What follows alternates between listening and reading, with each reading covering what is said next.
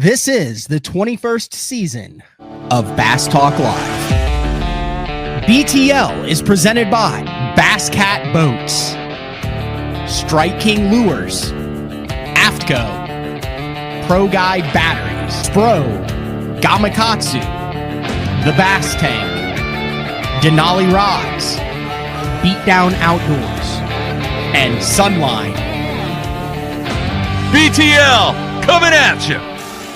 Good morning and welcome to another exciting edition of BTL Bass Talk Live, where we are going to talk about bass fishing. We got a big week. Like, this week kind of snuck up out of nowhere on me. Like, we kind of knew everything was at the schedule, but we had the massive announcements from Bassmaster about their forward-facing sonar rules. Then we had the biggest coin flip in the 60-year history of the sport that went down in Little Rock.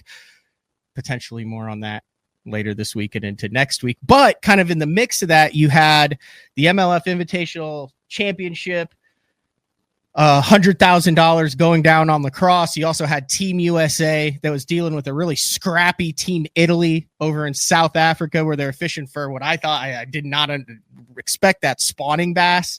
You had kind of the dream team over there, Drew Gill, Ott Defo, I think Jacob Wheeler, and Kyle Welcher, and then Scott Martin and Logan Parks. With those three teams come from behind victory. I can say somehow, I know that they just got off of a plane there, but this morning, one of the reasons why I had like a minute and a half intro is I was talking with Ott and Drew, and they will be on BTL tomorrow, Tuesday morning, to talk about their international Black Bass World Championship win, bringing it home for Team USA. But I also really wanted to cover this Tackle Warehouse Invitationals. You know, they brought the championship back for that. It was a smaller field in it. I think like 36 anglers that were in the entire field.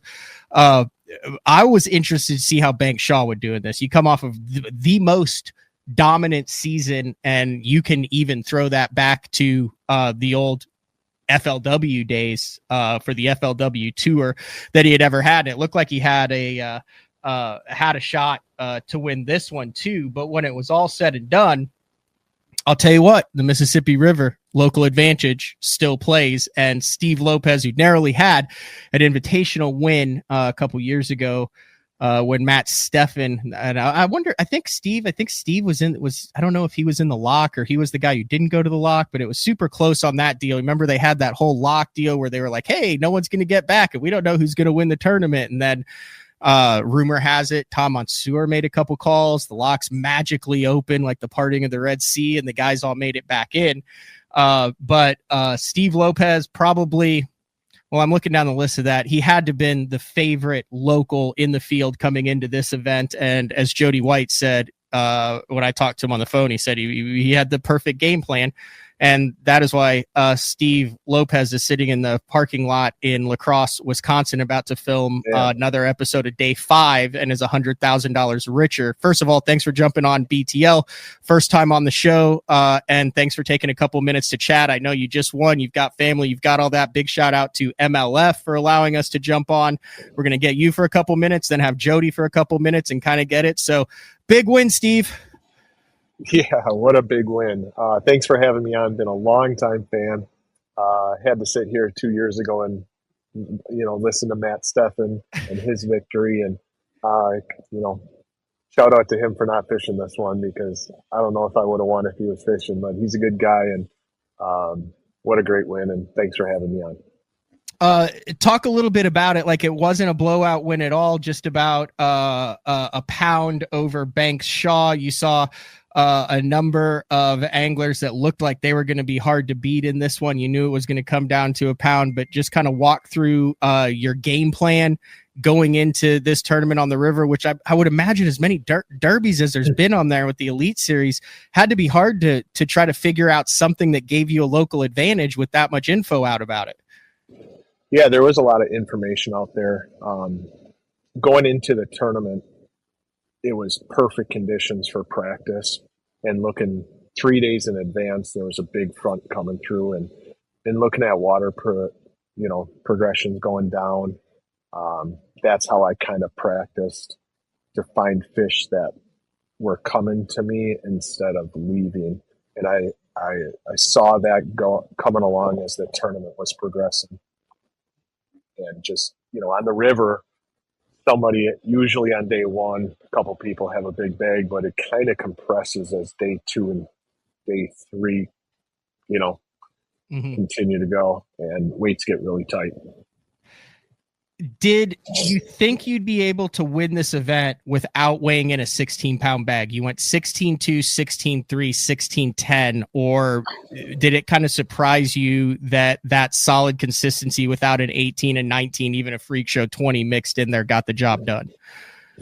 I was really surprised. I didn't think, yesterday, I knew I had a really nice bag again, for the third day in a row, but I figured that I needed a 5-pound bite, that 19-pound bag, to put me over the top, 19 and a half, because the guys in front of me were catching them. And we have some really good fishermen that were in front of me, and it didn't seem like they were going to miss that 15, 16-pound mark. So I figured the whole day I was looking for a big fish. I was catching lots and lots of fish, but it was just really hard to call up, and get that, 4.5, 5.5 pound bite. I was catching a lot of 2.5 to 3.5 pound fish. And then it sounds like, and then watching some of the coverage, also a handful of river baits played here. It wasn't just one thing. You had a little bit of a wacky rig, the ace, you had some top water bites.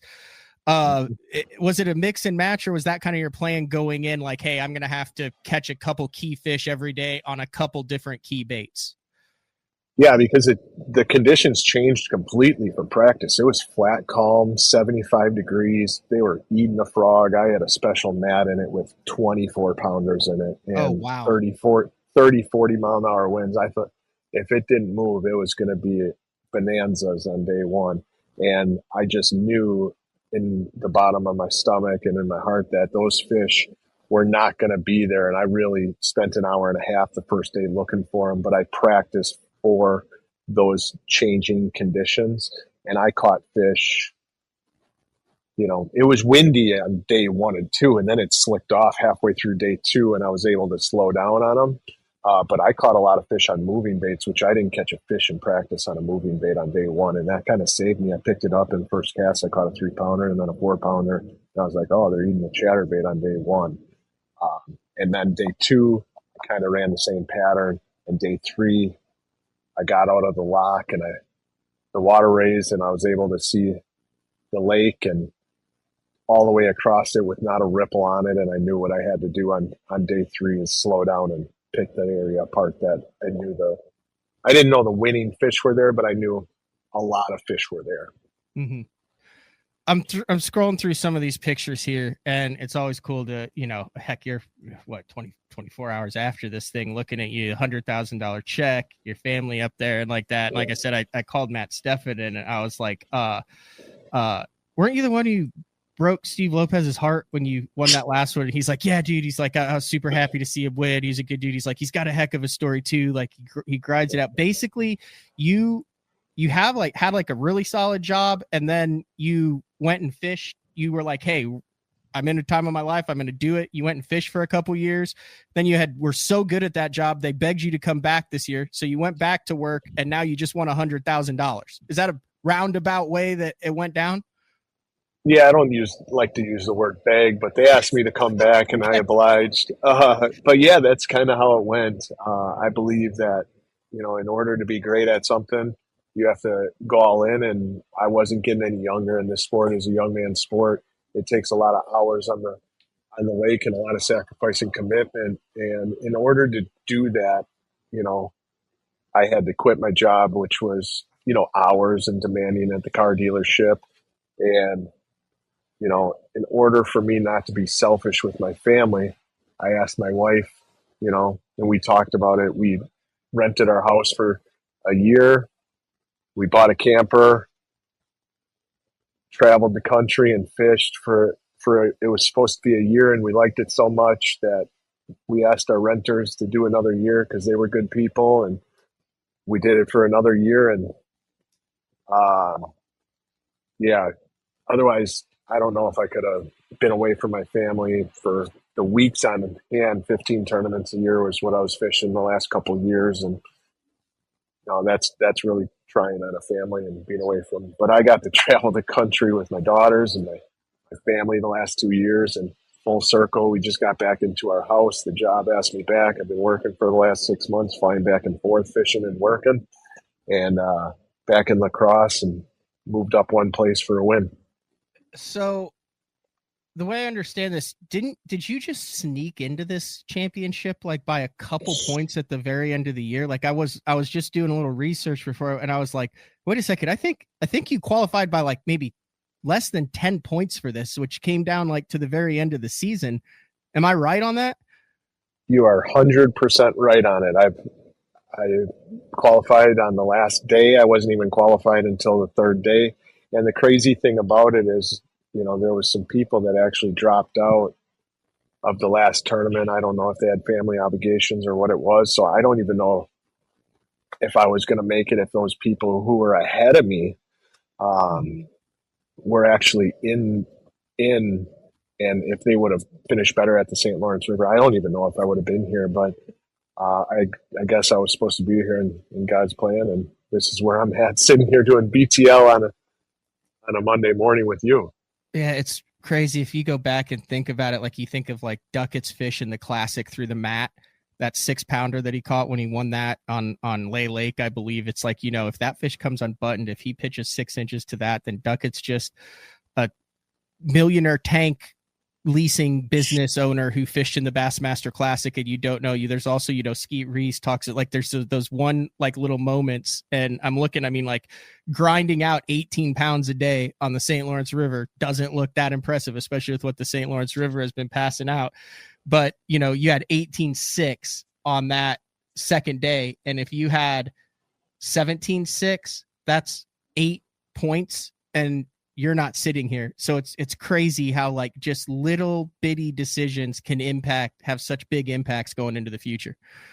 The crazy thing about that 18 pounds is I caught him on the first drift in the first 20 minutes, and I didn't call up after that. Oh, no. So, I mean, nothing came unbuttoned.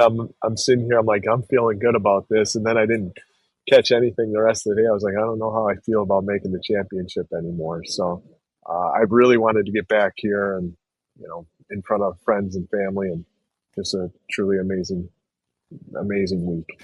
Well, congratulations. I know you guys have day 5 that you have to film that'll be out in the next couple days on the MLF. I know you'll probably be on Jody's podcast where you can really dive into the whole week on there. I wanted to get you a couple more key points, though. It has been pointed out by Rich and a couple other people. You want to win on the Mississippi, you got to get in the pocket of the meat stick companies. Yeah, Wenzel's Farm there, and then obviously Matt Steffen.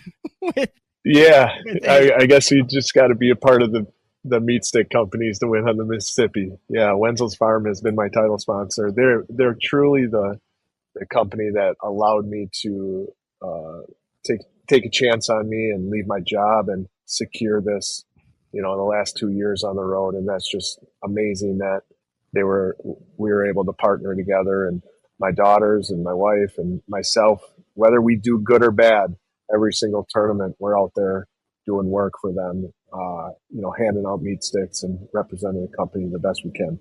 Yeah, there it is. All right.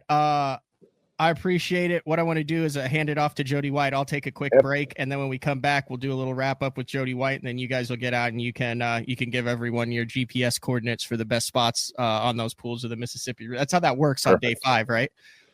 It is. I've been watching day 5 for a long time, so I'm excited. I watched day 5 when Steffen from my Airbnb watched it, so got a little redemption. And I told Jody yesterday, there's no chance I'm missing day 5 today. All right. Thanks, Steve. Congratulations on the win. Thanks. Appreciate it. All right. We'll be back with Jody White. Obviously, he knows pretty much everything there is to know. Did a great job of covering the event. It is BTL on a Monday with the MLF Invitational Championship winner, Steve Lopez, back with a mustache and vested Jody White right after this. The new Puma STS has been redesigned from the ground up. With the angler, design, function, and performance in mind, Nothing on this new offering was compromised, and the only thing carried over from the previous version is the name. Based on the Soft Touch series hull that started with the flagship Jaguar, this new model is nimble and performs incredibly well at all speeds with either a 250 or 300 horsepower engine. Featuring a new 96-inch wide-body footprint, this hull measures out at 20 foot 7 inches in length. Industry-leading design coupled with tournament-winning performance. The Puma STS from Basscat. Feel the rush.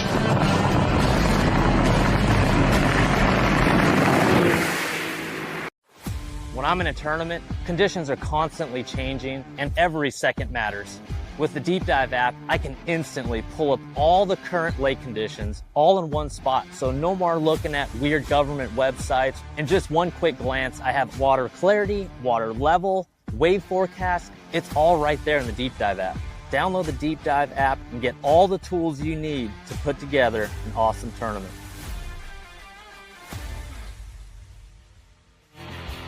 All right, welcome back, BTL. On a Monday, it is a MLF Invitational Championship Monday, and I would say the guy who knows more about the Invitational Championships than anyone else is Jody White. It says you're muted, Jody, which is not good when you're supposed to be talking about it. There you go. Sorry. Oh, it's all good. Man, you look like you're ready to go like track a antelope in Wyoming or something. You got the hoodie, the vest, the mustache. I would have very little success tracking an antelope, but I hope we can track down some bass today. Yeah. It was interesting. You said to me before, you said perfect game plan for Steve Lopez. In your opinion, just a perfect combination of knowledge, experience, and conditions coming together for a local to take home the 100K? I think so. I think one key part was Steve, he spent a lot of time prepping for Pool 7. He'd been very successful there. It seems like lately Pool 7 is like one of the keys to winning on the Mississippi River. I was kind of surprised more people weren't up there in the tournament, but a lot of the top finishes came out of there, which, I guess is unsurprising maybe to some locals, but I think that was key. And then I think Steve, he had a game plan from frog fishing to these eelgrass edges. He was ready for the weather. We had really extreme wind on day one and on the off day. The water was dropping the whole time. Like Alex Davis's frogfish were just evaporating as the tournament went on. And I think that the smallmouth plan that Banks had was in theory, a really good plan. I thought there was a really great chance he would win the tournament going into that last day. But obviously that's a thing that, doing anything for 3 days in a row in the Mississippi River is hard. And also, Banks isn't a local. He knows a lot of stuff about this river, but he didn't have 25 other spots that he wanted to go run. Whereas, Steve had, he was all the way down in his Rolodex, early on day one and kept adding to it. It seemed like. There was a couple moments there, kind of watching the coverage of this, where it looked like a minnow might win on the river, and kind of the spinning rod deal. Kind of talk about that. I know you guys are MLF, but I mean, you can't ignore the fact that the Elite Series was just there a couple weeks ago. That had to kind of play into how it went down, where we saw the other local, Pat Schlopper, get his second victory of the season there. But really the only, what I would say, pure scoper, and they were able to use it all 4 days, was Koya, who stayed in the Black River. But it seemed like it maybe played a little bit more this week, and then even the blind minnow came into effect. Yeah, I mean, Banks caught quite a few fish blind on day two. I got to imagine some of it was a little cooler. It was a little windier. Mm-hmm. The shallow bite was probably just worse. And so guys had to figure out other things. Obviously, the Elite Series just stocked the Black River a lot. And so there were some fish to be caught around there. That said, the Black River gets stocked all the time. So I really am not sure. I will say the guys in the Invitationals are an extremely talented field. when it comes to forward-facing sonar. Those, if there are scope fish to be caught, they are going to catch them. And maybe if the shallow bite's a little bit worse than it normally is, well, maybe they're going to try to figure that out a little bit more than you normally would on the Mississippi. Yeah. I want to get your thoughts on two guys, and then I'll let you guys get on the water and do what you do for day 5. We'll start with Colby Miller, a very impressive 2025 season with him. We saw him qualify for Red Crest, which was just announced at the end of August, and it's going to be on Table Rock Lake in 2026. So he finished 13th there. He was the top 10 in the invitationals and just took a 3rd place in the championship here, working on almost $250,000 in earnings. Your thoughts on him and of watching him over the last couple years in the invitationals? I know he's been at it, but to me, almost a Dakota Eber arc for Colby Miller, where he was around, he was grinding, he was learning, and then something clicked with him the last couple years, and he's really kind of taken off and climbed the ranks. Yeah, it definitely clicked. I think Colby will probably be thinking about day 1 of this tournament for a while, because he only had 10 pounds, and certainly the way he caught him the rest of the way, he would have had a shot at this. But Colby, I think it was the fall of 2023, he won a BFL, or maybe it was early 2024. But anyway, his 24 season was like spectacular. He won a Toyota Series at Rayburn. He made the BPT. He fished awesome.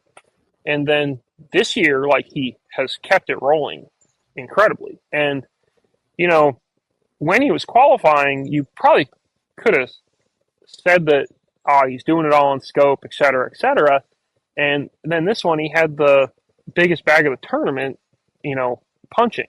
And I feel like he's turned into a really complete angler. He has really, it seems like he's figured out how to be consistent. Because in the past, like, he'd have a good day, and then the day 2 of that tournament would not be that good. And he's really put it all together, and he looks like the real deal, to be honest. Obviously, the next that I want to get your opinion on is Banks Shaw. He wins the Central Division of the Toyotas. He wins the Angler of the Year in the Invitationals in the most dominant season ever. He finishes 2nd in this event and still has the Toyota Series Championship coming up November 6th through 8th on Grand Lake to really put a cap on the end of his season. Your thoughts this was a diverse fishery. This wasn't a TVA fishery. This wasn't something that you would assume was in, from what little we know about Banks Shaw, his wheelhouse. How impressive was it for you to be able to watch him kind of find something that he was comfortable with and take a swing at it? Yeah, so Banks has now finished on the invitationals this year. He's finished in the top 5 more often than not. Like, he's never missed the top 10, but he's also, like, finishing 7th is, like, bad for him, which is incredible. 3rd, 9th, 8th, 1st, 4th, and 3rd in the season to win the Angler of the Year, not even close, and then a 2nd place finish in the championship. Yeah. And, literally a $250,000, $250,000 through the invitationals only. Yeah. I mean, statistically, monetarily, just the whole thing is like one of the best seasons you could have. And at this one, I thought it was pretty cool because, Banks is a TVA guy. Like, he spent some time like puttering around behind a tail race, fishing, current blowing up on a bluff or something like that. Like, so he went to this river and he like went and found something he was pretty comfortable with, obviously. And he played it really, really well, multiple days in a row. I was a little surprised he had such a tough day 3. The conditions changed a little. It was just so slick and so nice, and maybe the smallmouth just didn't bite as well, with those conditions. Or maybe he leaned on them a little bit too hard, because I don't think he had 100 spots. Like, he had a sort of handful of areas he was rotating. But he really he figured out how to catch them his way on the Mississippi, which was pretty cool. one of the long-standing traditions of MLF, and it goes back to FLW days, doesn't it, Jody? The day 5, getting the angler out the following day after the tournament. Yep. That's kind of been your baby in the evolution. Talk about that and kind of what the game plan is with you and Steve for the rest of the day and where people can watch and follow that. Yeah, so one of the first ones we ever did was with Bradley Hallman when he won at Okeechobee and didn't have to fish the last day. And I think we maybe got a bite in that day 5, maybe.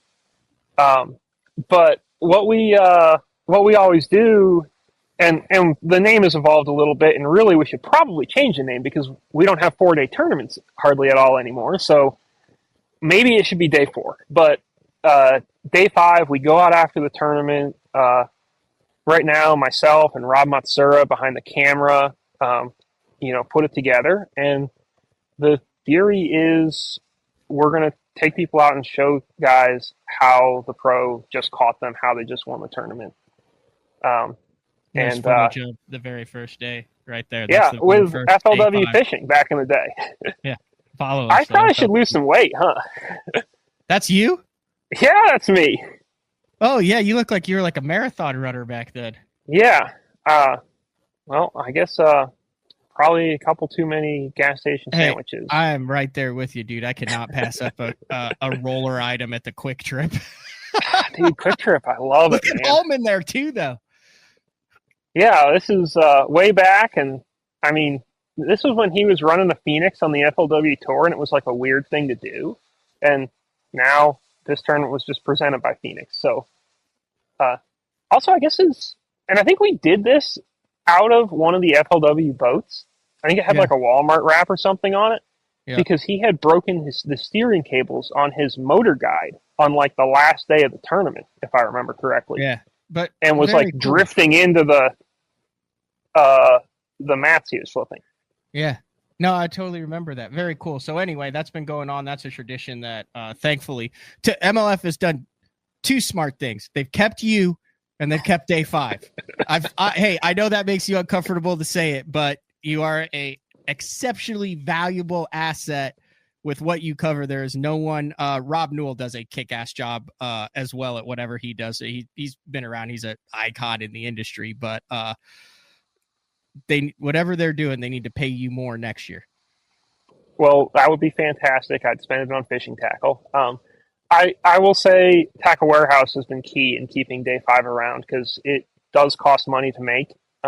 It's extra time, a bunch of extra work, and day 5 is presented by Tackle Warehouse, and so I know I am just going to leave that plug there. All right, well, get on the water. Talk Steven to take you to some of those top water bites. I want to see some more of that stuff in day 5. Get a spook smoked by a smallmouth or 2. He's got sexy dogs on deck right here, and like I am so ready. You think you could show can you show one of the actual baits right there? You think he'd be watch this? I'll show the baits right here. Show the baits. Look at this. I'm doing Steve's job for him, okay? Right here we have a Strike King sexy dog on a Ducket. I don't really know what this rod is. It's a Jacob Wheeler series rod. Yep. So it looks delicious. Maybe I should I'm not as good as Frank is at this. Yeah. So we've got a sexy dog. We've got a 6-inch mag draft. Yep. Which he didn't tell me about for the story, so I'm going to have to put that in later. You know this, Jody. There's always the baits that they don't tell you about. It's always the baits that they catch them on days 1 and 2, but they ran out of them on day 3. Oh, I know. His frogs are all gone now. It's crazy. And then also Wacky Rig Gambler Ace. So that's all the stuff that Steve used. Very nice. All right, well, go get it wet, get it on the water, and do it. Like I said, I know you guys had to basically change ramps for a signal, a service. Steve, greatly appreciate the time.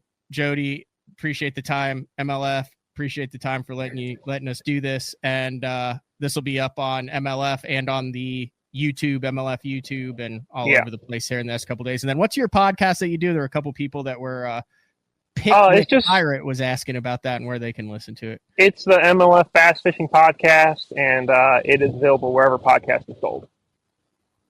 All right. Thanks, guys. I appreciate it. All right. Hey, thanks for having us, man. I appreciate it. All right. There you go. Steve Lopez, Jody White. Whoa. I need to remove him and then I need to go like that and get back to me.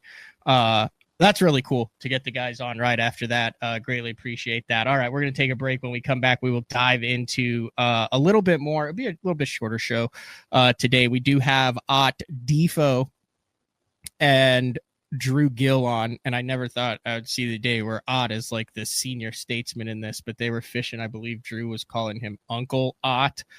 Yeah. But they got the job done in Italy. All of Team USA did. It's going to take a minute or two to kind of explain how that works. They have like sessions, and then each day is its own separate tournament. But we'll dive into that. Also, I got something in the mail this morning. I was in Fort Worth over the weekend working on wedding stuff, as that's a little bit more involved than even getting ready for a Bassmaster Open in another state. I have learned, and just as expensive as well. But I do have some I did get, I had to get a couple of the Hall of Fame colors. So we'll talk all about that when we get back. It is BTL on a Monday. In 2023, we became a household name in the crappie fishing world thanks to Power Breaks, the game changer. Hey, bass fishing world, buckle up, because you're next. It's going to be fun. Welcome to the next evolution of our product line. Power Breaks Sidekick, designed to install right on your shallow water acres. We are the first and only fishing brake company to offer a breakaway system. Just like with the Game Changer, the Power Breaks Sidekick has it as well. And it's not a matter of if you're going to need it, it's when. Power Breaks, the most durable fishing brakes available on the market today. Made right here in the USA with our rock-solid 2-year warranty. Hey, not all fishing brakes are built equally, and you owe it to yourself to find out why ours are different. Power Breaks Sidekick. Order yours today at mypowerbrakes.com. You'll be glad you did. Pro Bass Adventures is reinventing Mexico bass fishing. With boats equipped with 12-inch Garmin units and LiveScope Plus, free loaner fishing rods, and no-cost airport transportation, Pro Bass Adventures is proudly putting you in the best position for success. Pro Bass Adventures has lodges on Lake Baccarat and Lake El Salto, Mexico's 2 best trophy largemouth bass lakes. Visit probassadventures.com or email probassadventures@gmail.com. The official Mexico fishing lodge of Bass Talk Live. As a professional angler, there's only one thing that connects you to your paycheck.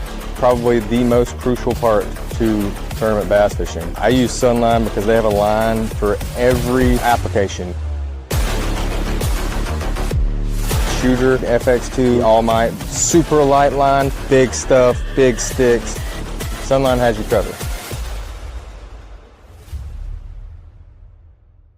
Sharp as can be. Super strong, super durable. Really good penetration. Thinner and stronger. Catch fish after fish.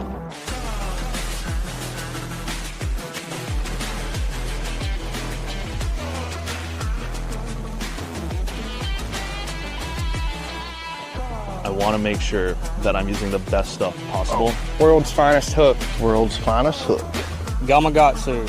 World's finest hook.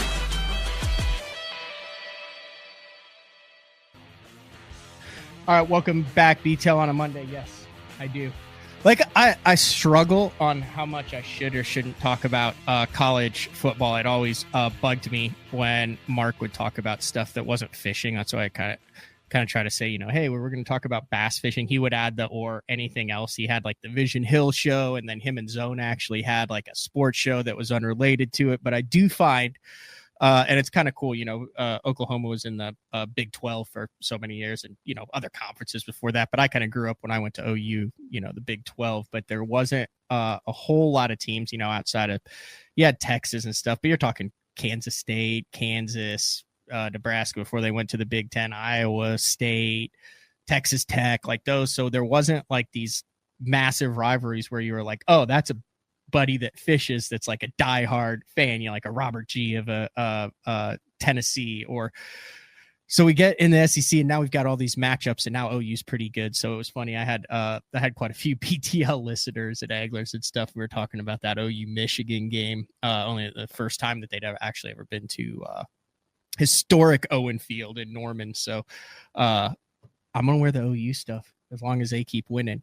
And maybe if we get a national championship out of him, we can have Hallman on 9 years ago from the day 5 that Jody White did on Okeechobee. Maybe I can get him like in week 3 or 4 if we keep stringing W's together to agree that if we get to the promised land, he will jump on BTL to celebrate. Speaking of a group that is celebrating, USA Bass, USA Angling, the USA Bass Fishing team of Drew Gill, Jacob Wheeler, Ott Defo, Logan Park, Scott Martin, Kyle Welcher won the World Championship in South Africa, the 19th Black Bass World Championships. This is a way bigger deal than we understand it is, as far as how they roll out the red carpet, as far as how they do that. They basically break it down into 3 days of fishing, and then you do not want points. So like if there's 50 teams, I think there were like almost 50 teams, like 19 countries, and they each sent 3 teams. And you finish 50th, then you get 50 points. If you finish first on that day, then you get 1 point. So the 3 teams then compete 3 days. So each day is a separate set of points. So if you finish first, second, third, you have 6 points. But then the next day, it doesn't matter where you are. If you finish first, second, third again, you get another 6 points. So then your team has 12 points. And then at the end of the 3 days, the team that has the fewest points overall from their 3 days from the 3 teams. So you have a team that goes out and just sucks and finishes last. That's 50 points for the team. And it doesn't matter if the other 2 teams finish first and second that day, and you could have finished first, second, third the day before, you get 54 points on that second day. So Italy, and we'll find out more about this tomorrow. We got Ott Defo, Drew Gill on the show tomorrow to talk about it. They won double gold. They won first overall, but USA was Italy, all top 10 teams the first day, very strong the second day. So the USA went in, the dream team went into that final day, I want to say like 20 points behind Italy, and managed to all 3 come in with awesome limits to win it. Scott Martin has done an incredible job of partnering with US Angling and Team USA Bass and that group to try to draw more attention to international angling. I saw Bassmaster posted something about it. There's not a really strong incentive right now for the independent organizations, the for-profit organizations, and I know Welcher fishes NPFL as well, but you throw any of the professional organizations in, there's no real whiffum for them to cover this. Plus, you got an 8-hour time difference in South Africa. You've got the points that you're having to deal with. Some of the times they do, and they're dealing with kilos. A lot of the times they don't have their own equipment. I think that's some boats that were actually like made for them in this one from that South Africa company that David Dudley is with. I saw, they had their names on USA flag. It was really cool, but there's a lot of hurdles to overcome on this. But to have this close, they just had the Walker Cup, to have the Ryder Cup coming up later. I'm a big golf guy between, Europe and the United States. The passion, the camaraderie, it's not often in fishing that, you have team tournaments, but the team tournament. So this is like the ultimate team tournament, because you not only are fishing with a team like a Drew Gill and an Ott Defo working together. I would love to know how the decisions were made in a Kyle Welcher and Jacob Wheeler boat, like to have 2 of the best that have ever done it in the same boat, trying to make decisions and jive and work with each other would be fantastic. But then you also have Tomcat boats. You also have the USA aspect, the wearing the jersey aspect. There's some pictures here on USA angling like that, like multiple jerseys, the hats. Like, it is such a cool vibe and cool experience. And we'll talk with Ott. We'll talk with Drew Gill, not only how they got it done on the water, but then I also would like to kind of take a deep dive on that. I believe that KVD was the kind of like the captain of this team, even though he wasn't over there in South Africa with him. I'd love to get a show, and I'll work on it. And I think Scott Martin and KVD would be two really good guys to get on to talk about the international angling, that international angling community but definitely something that that needs to be talked about, and you'll be able to watch it all out when it comes out on Scott Martin stuff. All right, a couple of things time sensitive that are coming out. I mentioned before that I got the LureNet 25th anniversary Bass Fishing Hall of Fame limited edition legacy lures. If you listen to day 4, all of these lures are painted by Frank Scalish. They were limited only 300 each, and I do not think the pictures of this did it justice. That is the Roland Martin. Frank Scalish painted that. There's only 300 of those. That is the Roland Martin Spook. I got 2 because I didn't want to buy them out of everybody. So that one, that's going in the studio, and this one will never be opened either. This is the Rick Clunn in the one knocker in that color, like one of a kind. You can only get them one place, and that is lurenet.com. And as we approach the Bass Fishing Hall of Fame that is coming up at the end of September, these are rapidly running out. Like currently, the Rick Clunn, it's only never mind. The Rick Clunn is currently out of stock. Roland Martin, there's still a couple of the Roland Martins left. You've got the Larry Nixon in the enchilada sauce, Threadfin, Bill Dance, and then Bobby Murray on that. So if you're a lure collector, I mean, these are also badass to throw. I mean, this is a super spook. The other one is a one knocker on it. But if you're interested in that, lurenet.com, and then make sure you use this, save you some money here. Capital BTL 25 at checkout to get 15% off. These are regularly priced items, so you get 15% off. Talk about this stuff all the time on day 4 with Frank. Definitely wanted to mention that with the Hall of Fame coming up. So you literally probably have like a day or two to get that. Something else. I've had some questions about the BTL fall drop on the apparel. That is live. BassZone.com. Just click on the shop BTL. I also have a banner there for the merch. I'll have the link in the store afterwards. If you guys have ever wanted to support BTL, Bass Talk Live, any of the stuff that we do, I want high-end stuff. A lot of this stuff I try to sell enough just to cover so I can wear it. Like I said, I'm 40 because there's a polo tee on there too. But a couple unique drops on here. The Frank Scalish smallmouth signature series t-shirt right there. He designed that. That's like a comfort colors tee. This one I think is awesome. The Nightcrawler one with the green BTL on the front, and then the white kind of outline of the signature on the back. And then limited edition hats. There's only 100 of these hats. Like there's 100 patches. Like we had to pay for the patches in advance. So like when they're done, and you can kind of put it in whatever design you want. I think we have like an Umpqua hat down there. And then I also did a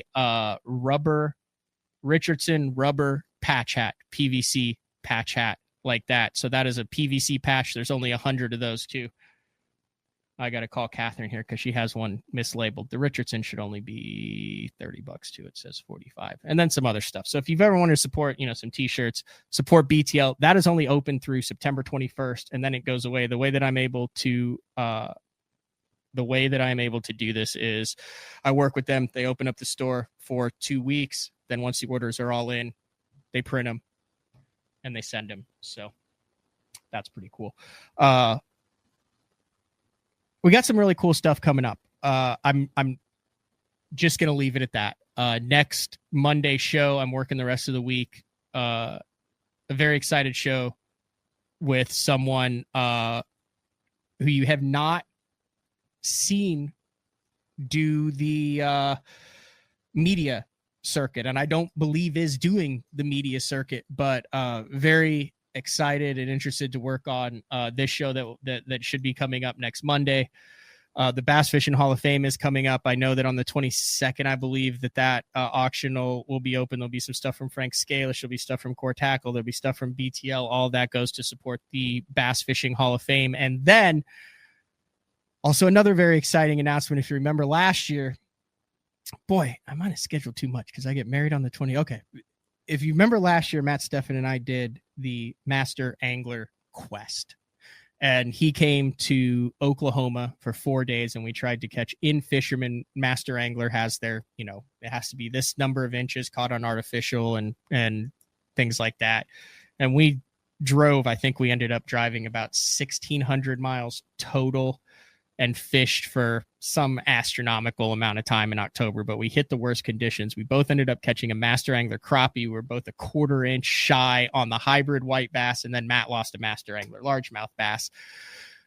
We did the recap videos on the Matt Steffen channel, and then we did a recap show every night during the Master Angler Quest on Bass Talk Live. And I enjoyed the hell out of it. I know a lot of the listeners did. We've gotten a lot of questions. Are we going to do it again? The answer is yes. And it's happening the first week of October. I am headed up to Wisconsin, Matt's stomping ground. So just like he came down and we kind of traveled around Oklahoma, hitting a variety of different lakes, I'm going to pack some rods, some reels, some cold weather gear. And I think we are going after muskie and pike and perch and smallmouth bass and walleye, maybe a bluegill. I'm really looking forward to it. I'll have Stefan on. We'll probably do our planning sessions live on this, but that is returning in October. And then also in October, the second week of October, that's kind of like the multi-species switch there. I know you've got a lot of EQs going on and you still have the Toyota Championship. The debut with Zeke Anderson, the hype man, who knows the crappie world inside and out. The debut of Crappie Talk Live. It will be a weekly show for 5 months that dives into bass anglers targeting crappie. This is not following the crappie trails or the tournament scene on that or anything. It is guys like me. I want to share how excited I get when that water gets colder and you can target those bigger crappie, not only to have a fish fry, but also to catch them, to release those fish. I think it's something that if you're a bass angler, if you're into it, I think it'll be really cool. And especially if you're not a big time hunter, you like to get out and crappie fish. There's some things going on in the crappie world, some techniques, some companies, some guys that, that'll really kind of make your fall and winter exciting. We're going to do a mixture of Crappie Talk Live in studio live shows, and then mix that with on the water shows featuring guys like Jeremy Lawyer and Kevin Rogers. We're going to travel to different states. We may be on Gunnersville. We may go to Clear Lake. We may be up north a little bit. So kind of a passion project for Crappie Talk Live that will also be dropping in October. So think that's all we got for today's show. Like I said, big shout out to Steve Lopez for his MLF Invitational Championship win on the Mississippi, as well as Jody White for making that happen. BassZone.com. Click on the merch tab. Get your BTL merch before it closes on the 21st. Also head over to LureNet.